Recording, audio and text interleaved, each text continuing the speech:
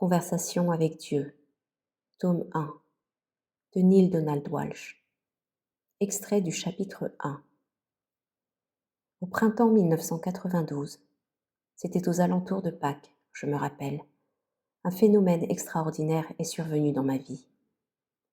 Dieu s'est mis à vous parler, à travers moi.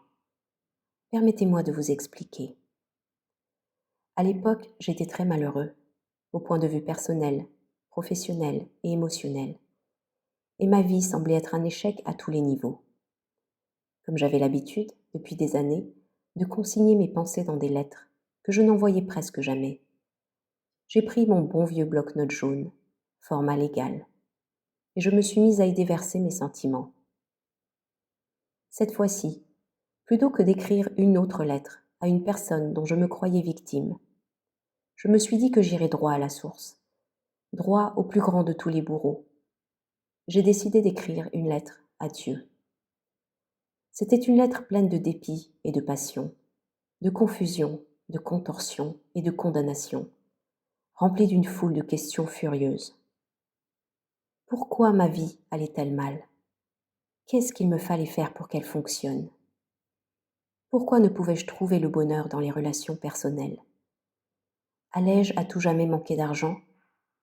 Finalement, et par-dessus tout, qu'avais-je fait pour mériter cette vie de lutte incessante? À ma grande surprise, pendant que je griffonnais la dernière de mes questions amères et insolubles, et que je m'apprêtais à poser la plume, ma main est restée suspendue au-dessus du papier, comme retenue par une force invisible. Soudain, la plume s'est mise à bouger d'elle-même. Je n'avais aucune idée de ce que j'étais sur le point d'écrire, mais, comme une idée semblait émerger, j'ai décidé de la laisser se dérouler.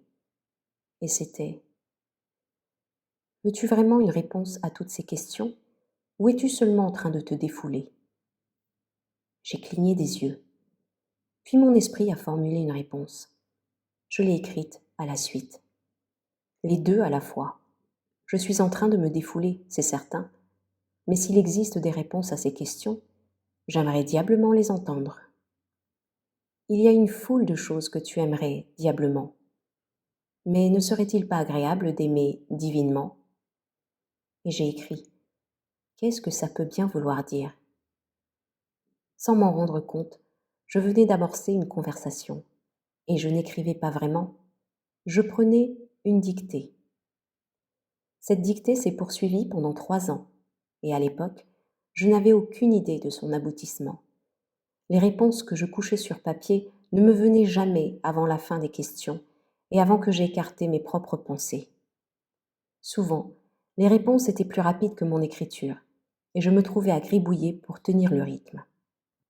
Lorsque je manquais de clarté, ou que je perdais le sentiment que les mots arrivaient d'ailleurs, je posais la plume et me détachais du dialogue jusqu'à ce que je sente à nouveau l'inspiration.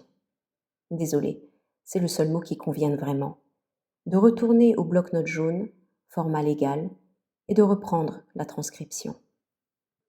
Au moment où j'écris ces lignes, ces conversations se poursuivent encore, et on en trouve une grande partie dans les pages qui suivent.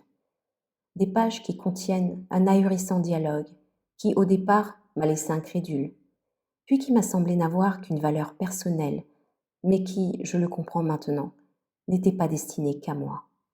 Il vous était destiné, à vous, et à tous ceux qui sont entrés en contact avec ce livre, car mes questions sont aussi les vôtres. Je veux vous laisser entrer dès que possible dans ce dialogue, car ce qui compte vraiment ici, ce n'est pas mon histoire, mais la vôtre. C'est l'histoire de votre vie qui vous a amené ici. C'est par rapport à votre expérience personnelle que ce livre est applicable. Autrement, vous ne seriez pas ici, en train de le lire maintenant. Alors, entrons dans le dialogue avec une question que je me posais depuis très longtemps. Comment Dieu parle-t-il? Et à qui? Lorsque je l'ai posée, voici la réponse que j'ai reçue. Je parle à chacun, tout le temps. La question n'est pas à qui je parle, mais qui écoute.